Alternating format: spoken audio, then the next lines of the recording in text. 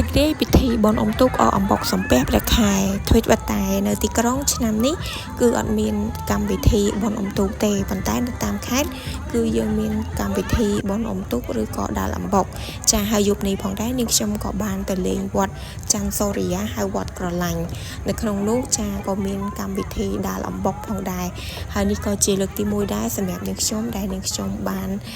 ឃើញផ្ទាល់នៅការដាល់អំបុកឬក៏បុកអំបុកនេះដោយសារតាជាក់ស្ដែងនេះខ្ញុំតែងតែ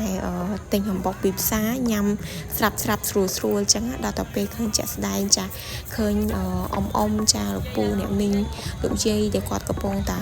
សាមគ្គីគ្នាយ៉ាងស្រស់ដៃ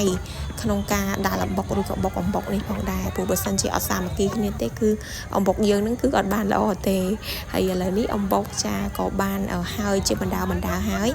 នាងខ្ញុំឃើញតំណងពេលក៏សុំចាអ្នកមីងចាសាកបុកអំបុកមើលទៅឃើញស្រួលតែដល់ពេលចាក់ស្ដែងចាគឺมันងាយស្រួលដោយការមើលភើញទេ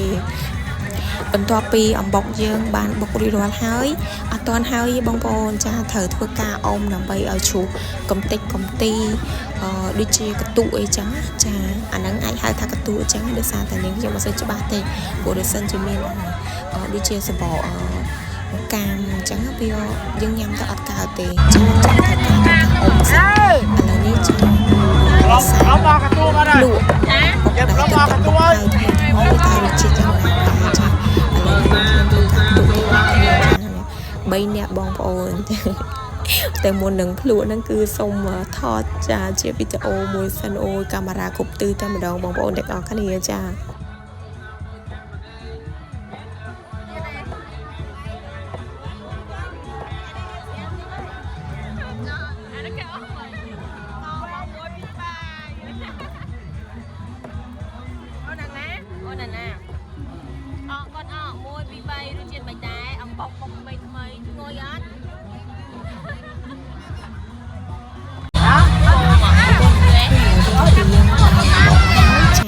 ឥឡូវក៏នៅក្នុងវត្តហ្នឹងក៏មានកម្មវិធីបង្ហោះគោមផងដែរឥឡូវធ្វើការ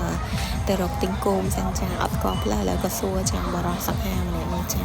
ហើយគាត់ទៅសួរគាត់ក៏នាំជូនទៅចាចង្អុលបង្ហាញថាទៅទិញកន្លែងនោះហ្នឹងហើយឥឡូវនេះក៏ចាប់ផ្ដើមជូនទៅហើយនាងខ្ញុំក៏ដើរតាមដែលគាត់ប្រាប់ចឹងចាហើយនៅពេលដែលនាងខ្ញុំដើរទៅនេះគឺមានបងប្អូនយើងច្រើនមែនតើដែលគាត់ចាទៅទិញគោមដូចគ្នាផងដែរដោយសារតែមួយឆ្នាំម្ដងអញ្ចឹងយើងកុំឲ្យរំលងឲ្យសោះចា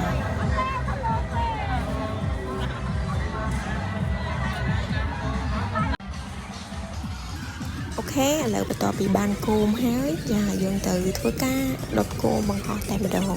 ឡូវកំពុងតែហៅប្លង់ចាឥឡូវបានហើយគឺប្លង់នេះគឺថតទៅគឺស្អាតខ្លាំងមែនតើចាហើយនៅពេលដែលដុតហើយនេះគឺអត់ទាន់ហោះទេគោមយើងគឺត្រូវចាំឲ្យវាឆេះងុំល្អសិនចាទៅប្រឡែងទៅវាហោះចិត្តបន្ទាប់ពីរងចាំប្រហែលជា2-3នាទីដែរទម្លាប់តែគោមានឆេះល្អឆេះងុំទៅខ្យល់អាចហោះបានអញ្ចឹងហើយនៅធ្វើការបួងសួងផងដែរហើយចំណងប្រាថ្នាតែសម្រាប់ហើយចារីករាយពិធីអកអំបុកសំពះព្រះខែទាំងអស់គ្នាបងប្អូន